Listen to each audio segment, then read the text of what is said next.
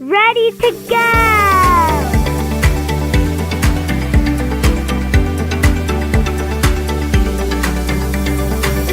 You're listening to By Land and by Sea, powered by the Maritime Professor. Breaking news, other weeks bring clarity. This week would probably be more in the second category.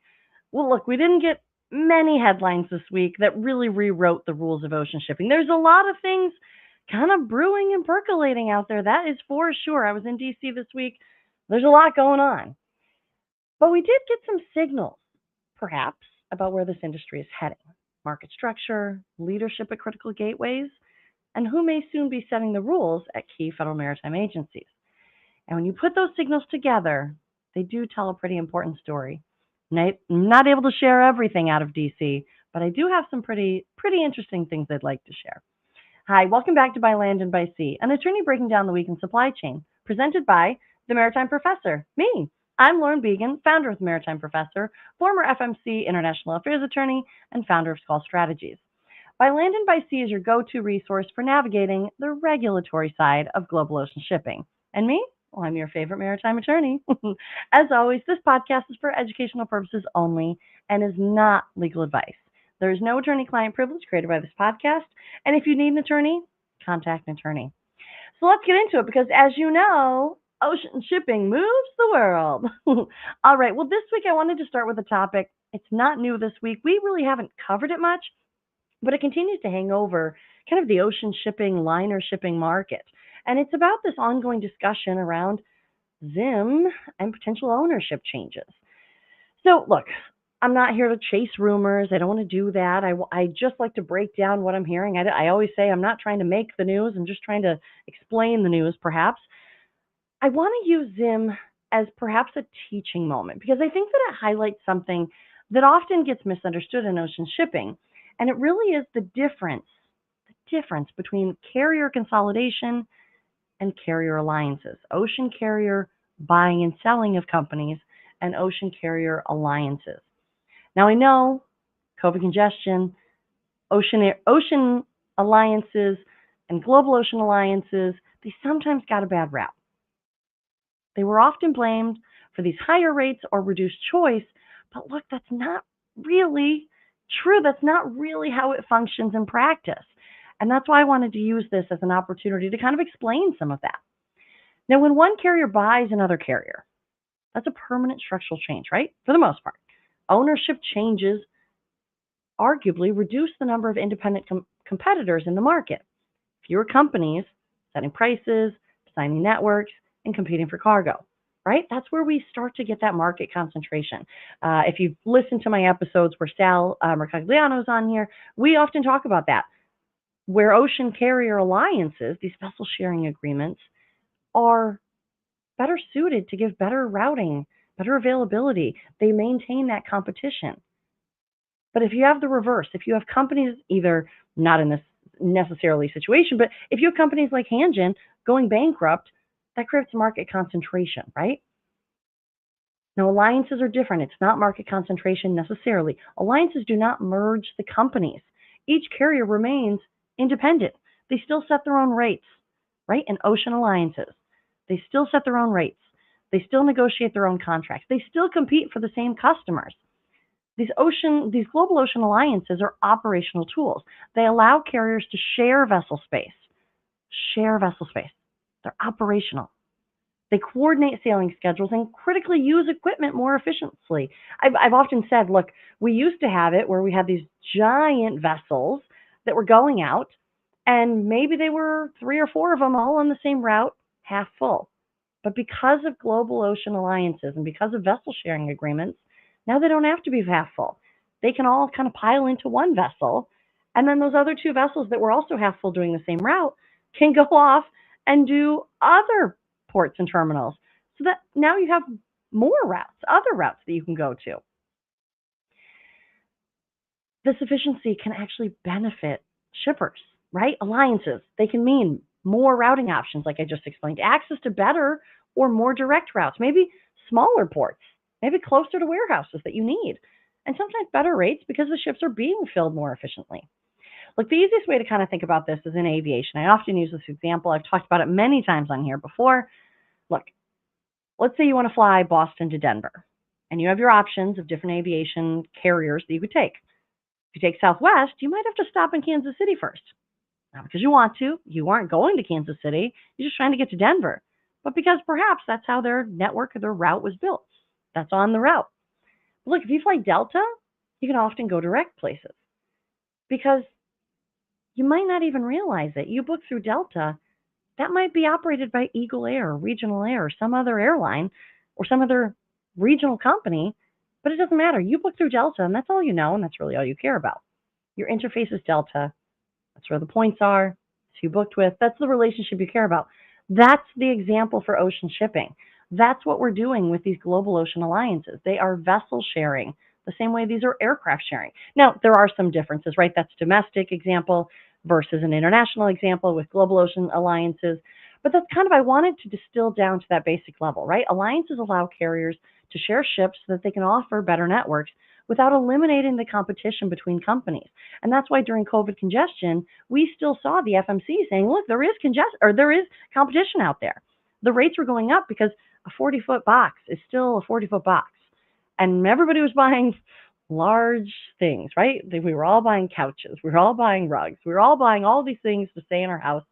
And so a 40-foot box was still a 40-foot box. And so, if you have, I'm not going to go to all the economics of it all, but look, you still had the competition.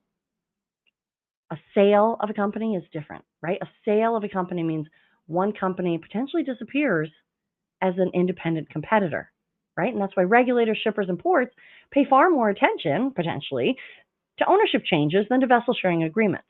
I mean, I think they're both watched, but ownership changes are very different, and that's what I'm trying to highlight today, right? This is about analysis, not reporting. With all this discussion around ZIM, I almost kind of wonder, though, are we missing a bigger strategic question? And, being in D.C. this week, there was a lot of talk about U.S. maritime priorities, U.S. maritime initiative, all of these things. And so it got me thinking, okay, well, if ZIM is for sale, should the United States be thinking about this acquisition? If the goal is to be internationally competitive in ocean shipping, I mean, I do think we need to be honest about the timeline. I do think we are ramping up incredibly fast, probably faster than we've seen in a while. We have so much money coming into maritime right now for shipbuilding and all of these different things. But if the goal is to be internationally competitive in ocean shipping, we need to be honest about the timeline. In the interim, perhaps one way countries enter industries they want to compete in is by acquiring established players, right? I mean, that's not specific to maritime. That can be all over the place. That's not like getting into an industry. It is getting into an industry, right? If you purchase it. So yes, we have U.S. flag companies operating internationally, but buying into an established global carrier with existing routes, customers, operational expertise is maybe a strategy we might want to think about. Look, I'm not saying it's happening. I'm not saying it's on the table. It kind of just, as I was on the flight, it kind of popped into my head and something I was thinking about. But it's an industrial policy thought, right? I mean, there might be something there because, look, ownership isn't just about the ships. It's about the network. It's about the presence. It's about the leverage. It's about the larger world. This is why the shipper should care, though. Okay, so that perhaps maybe the U.S. could find something interesting there to work with. But why should shippers care? Why should we be paying attention? Why should shippers be paying attention to the ZIM potential sale? Look, you might not feel consolidation immediately, right? But over time, fewer independent carriers out there can mean fewer options, less leverage, less competitive pressure, right? Alliances rebalance space. They have a better utilization of space. Now, ownership changes rebalance power. Look, we know this. If you listen to my show, under the Shipping Act, carrier alliances operate with limited antitrust immunity. That's kind of the benefit of filing these agreements with the FMC. That is the benefit of filing these agreements with the FMC. They get limited antitrust immunity to kind of allow them to be a little bit more creative for the benefit of the U.S. importer, exporter, and consumer. That is the FMC's mission, for the benefit of the U.S. importer, exporter, and consumer. subject to FMC oversight. The FMC is watching these agreements that are filed with it. Anybody who gets this limited antitrust immunity, the FMC is watching them. They're monitoring them. They are a competition authority. Now, that framework exists specifically to allow operational efficiencies, as I keep saying, like vessel sharing and coordinated schedules, while preserving competition at that commercial level. Even within ocean carrier alliances, even within these vessel sharing agreements, the ocean carriers are competing. They are competing. Carrier acquisitions are different. Ownership changes fall outside of this alliance immunity and raise traditional competition, right? Thoughts. Because they eliminate independent decision makers from there. It's buying and selling of companies. And I don't want to go too far down there.